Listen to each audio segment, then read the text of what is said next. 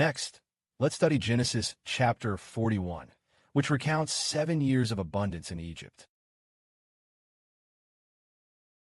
and 7 years of famine. At that time, Pharaoh had a dream. He dreamed that 7 cows came up out of the Nile River, very fat and beautiful.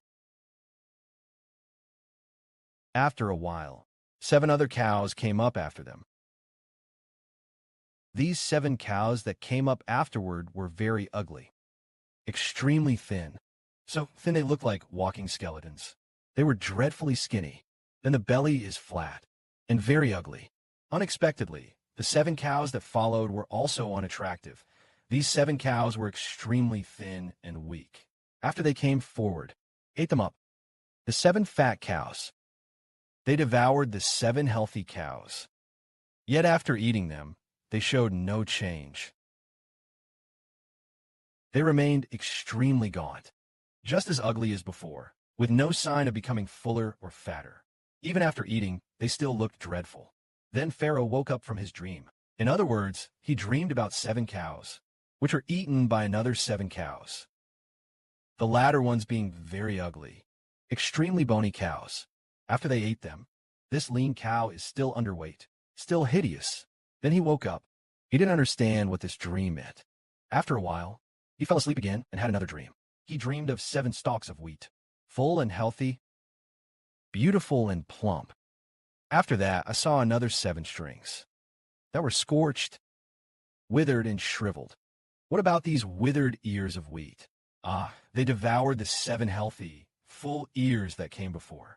Then Pharaoh woke up again. Oh, these 2 dreams are similar. The first dream was about 7 cows, and another 7 cows, with the latter 7 devouring the former. This second dream also features 7 ears of wheat, 7 stalks of wheat. The first 7 ears of wheat were beautiful. The 7 ears of wheat that follow are completely barren, and they consumed the first 7. At this point, he still couldn't understand the meaning of the dreams. When morning came, he told his officials about the dreams, and they discussed them, tried to interpret them, but no one could explain them. What happened afterward? At that time, an official, the imperial wine steward, who had previously been imprisoned, came to Pharaoh and said, "There's a person in prison who can interpret dreams. I once had a dream, and he interpreted it correctly for me. He said I would be restored to my position. And indeed I was. He also said the chief baker would be hanged. And sure enough, he was hanged. So Pharaoh said, I've heard Joseph can interpret dreams. He immediately sent for Joseph.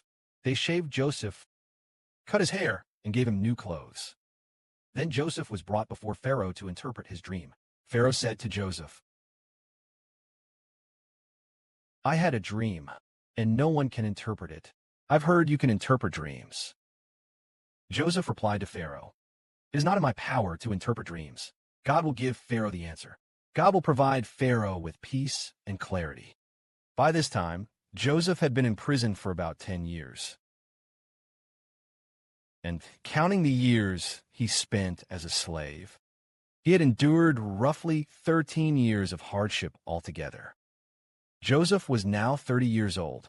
At 30, Joseph was released from prison. After leaving prison, he was about to interpret Pharaoh's dream. But as soon as he began to interpret, from then on, his life was changed. His circumstances were able to turn around from suffering. This is how God prepares someone for use. First, allowing them to go through hardship. Just as Joseph first experienced hardship, after going through suffering, God showed mercy to Joseph and turned his situation around from suffering. Glory be to the Father and the Lord. Amen.